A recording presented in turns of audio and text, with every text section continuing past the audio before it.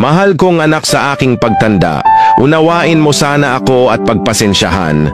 Kapag dala ng kalabuan ng mata ay nakabasag ako ng pingan o nakatapon ng sabaw sa hapagkainan, huwag mo sana akong kagagalitan. Maramdamin ng isang matanda, naaawa ako sa sarili ko sa tuwing sinisigawan mo ako. Kapag mahina na ang tenga ko at hindi ko maintindihan ang sinasabi mo, huwag mo naman sana akong sabihang bingi. Pakiulit na lang ang sasabihin mo o pakisulat na lang. Pagpasensyahan mo na rin ang aking amoy. Amoy matanda, amoy lupa. Huwag mo sana akong pilitin maligo. Mahina na ang katawan ko. Madaling magkasakit kapag nalamigan. Huwag mo sana akong pandirihan. Natatandaan mo nung bata ka pa? Pinagtiyagaan kitang habulin sa ilalim ng kama kapag ayaw mong maligo. Pasensya ka na anak, matanda na talaga ako.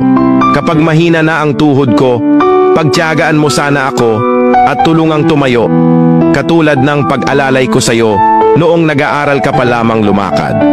Pagpasensyahan mo sana ako kung ako ay nagiging makulit, paulit-ulit at parang sirang plaka. Basta pakinggan mo na lang ako. Huwag mo sana akong pagtawanan o pagsawaang pakinggan.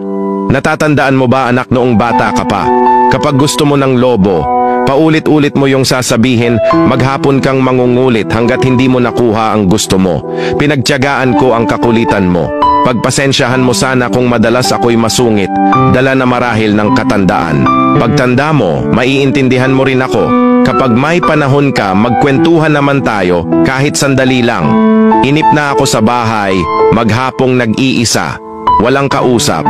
Alam kong busy ka sa trabaho, subalit nais kong malaman mo na sabik na akong makakwentuhan ka.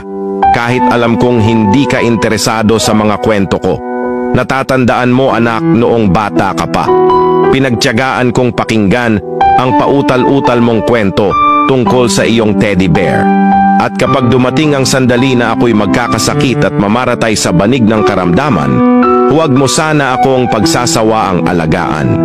Pagpasensyahan mo na sana ako kung maihi o madumi sa higaan. Pagtiyagaan mo sana akong alagaan sa mga sandaling ito ng aking buhay. Tutal hindi na naman ako magtatagal. Kapag dumating ang sandali ng aking pagpanaw, hawakan mo sana ang aking kamay at bigyan mo ako ng lakas ng loob na harapin ang kamatayan.